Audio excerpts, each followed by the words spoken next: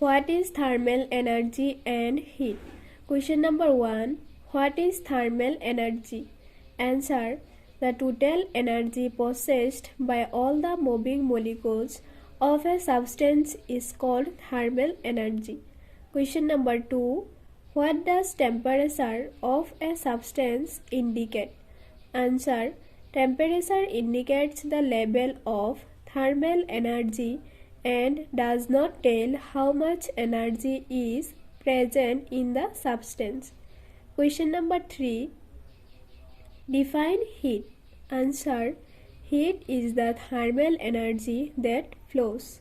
Question number 4. Name two good conductors of heat. Answer.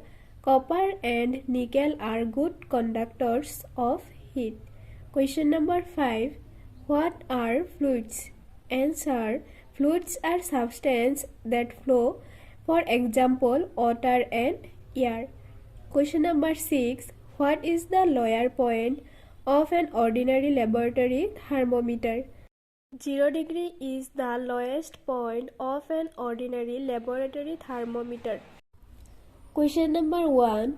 How is temperature different from thermal energy? Answer. Difference between temperature and thermal energy is that temperature is the degree of hotness or coldness of a substance, whereas thermal energy is the total energy possessed by a substance. Question number 2. What is a heat insulator? Answer. Materials that conduct heat poorly and do not transfer heat is called a heat insulator. Question number 3. How does transfer of heat takes place? Answer. The transfer of heat takes place in 3 ways: conduction, convection, and radiation. Question number 4. Why is mercury used in a thermometer? Answer. Mercury is used in a thermometer because it has a sufficiently low freezing point and a considerably high boiling point. It does not stick to the wall of the thermometer. Question number 5. How does the fur of seals and polar bears help them live in the Arctic region? Answer. The fur of the seals and polar bears trap the air and from the excellent insulating layer. It keeps the animals comfortably warm even when the atmospheric temperature drops down below -20 degrees Celsius. Define the following: conduction, convection, and radiation. Answer. Conduction. A process in which heat is transferred from a region of higher temperature to a region of lower temperature through vibrating molecules is called conduction. Next, convection. The flow of heat by the movement of liquid or gas itself from a place of higher temperature to a process of lower temperature is called convection. Next, radiation. The heat transfer that occurs in which objects are not in contact is called radiation. Question number 2. Why does cold water kept in an open container become warm on a hot summer afternoon? Answer. The cold water becomes warm on a hot summer afternoon because the sun's radiation will heat up the water. As the surrounding of the cold water is warmer, the heat is transferred to the cold water till both attains equal temperature. Question number 3. Why is the bulb of a thermometer made of thin glass? Answer. As glass is a poor conductor of heat. The wall of the bulb of the thermometer is kept this so that the transfer of heat between mercury and its surrounding can take place easily. Question number 4. How does the thermos flask maintain the temperature of liquids kept in it? Answer.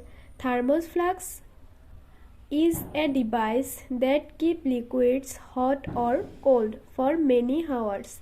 It blocks the three processes through which heat is transferred.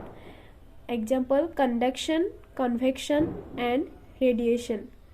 The flask is made up of a double-walled glass vessel silvered from inside.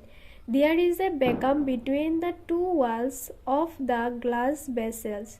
This prevents the loss of the heat due to convection currents. Glass, being a poor conductor of heat, reduces the transfer of heat from inside the flask as well as from outside of it. Heat that could be transferred through radiation is reduced by silvering the walls of the vacuum flask. This reflects the heat rays trying to enter the flask from outside or leave the flask from inside.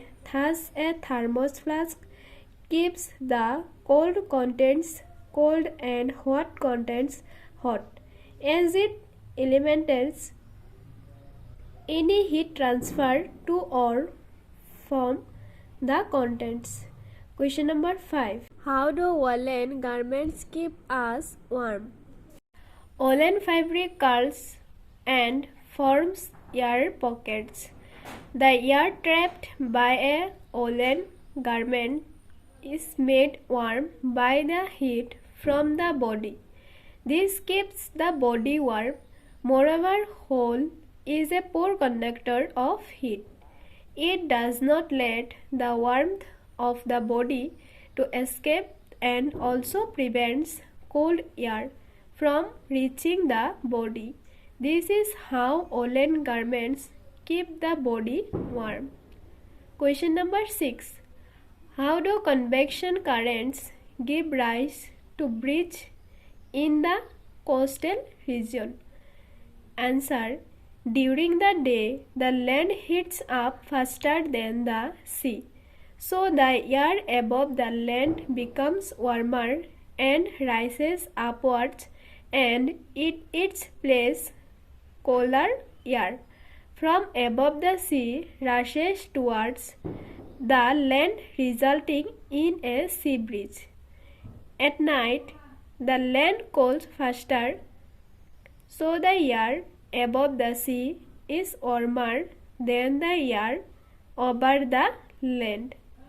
As a result, colder air from the land replaces the warmer air above the sea, resulting in a land breeze.